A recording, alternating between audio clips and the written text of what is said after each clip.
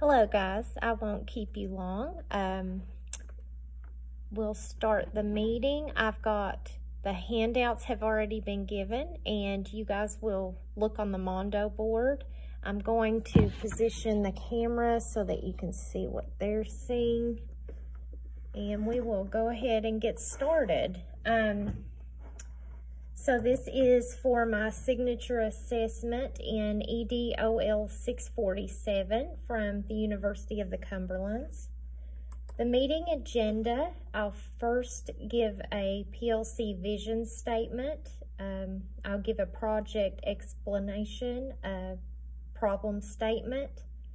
I'll talk about what is a KWL chart and go over the article focus, which you all have. I'll go over the intervention, the pre and post assessment data. I will show you the results of the analyzing the data and suggestions that I'll offer.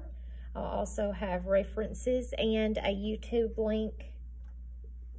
And here is my vision statement. A PLC meeting is a time when colleagues can collaborate, learn, and share ideas. This is a time when they can come together and discuss the data and facts and strategize how to effectively teach students. This is a time when a team comes together to share a vision for the students and ensure that the school is on top of everything that will help the students in all their learning endeavors.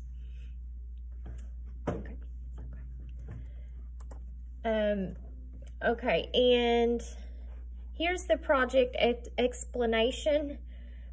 Step 1, I needed to identify a problem within my classroom. Step 2, I needed to select a strategy, intervention to implement. Step 3, I needed to plan how to do the strategy. Step 4, I needed to write up the intervention. Step 5, I needed to summarize and analyze the data. And step 6, I needed to reflect on the next steps.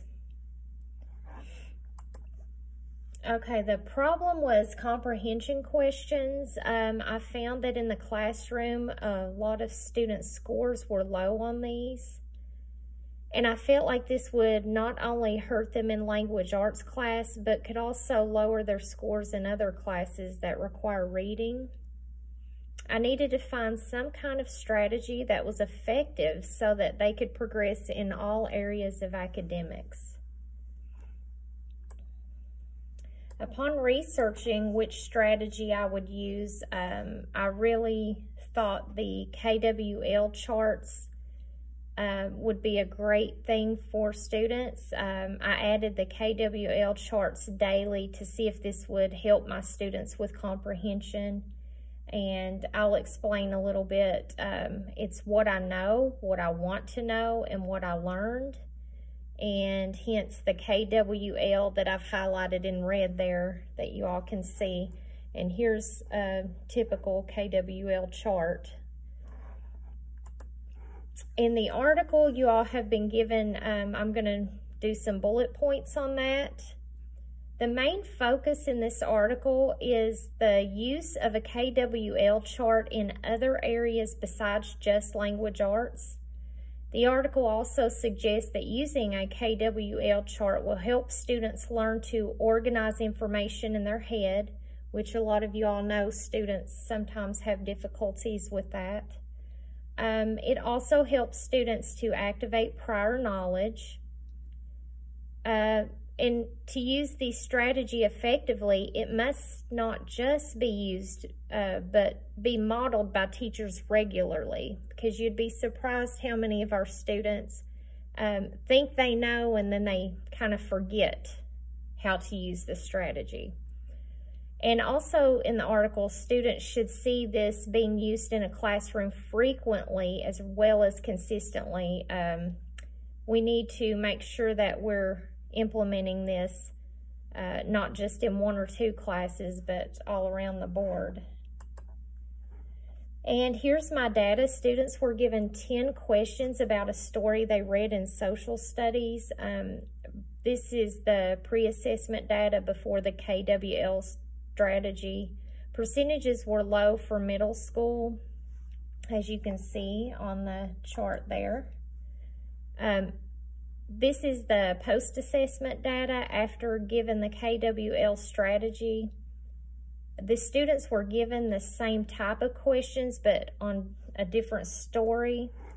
And then I will show you the comparison. Comprehension question percentages before and after KWL strategy.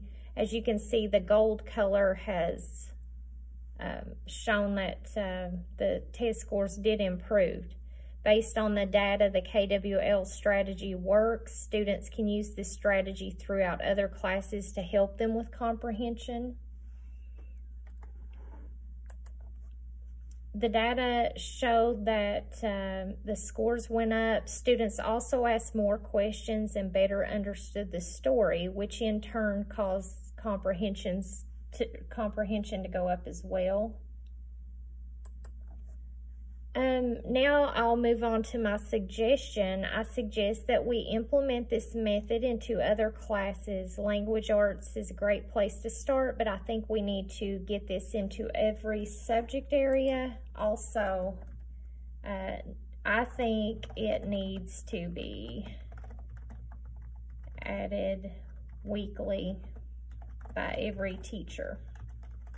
So maybe if students are not only doing this in language arts, but at least once a week in other content areas, I think this would help them to be able to utilize this method throughout their school career.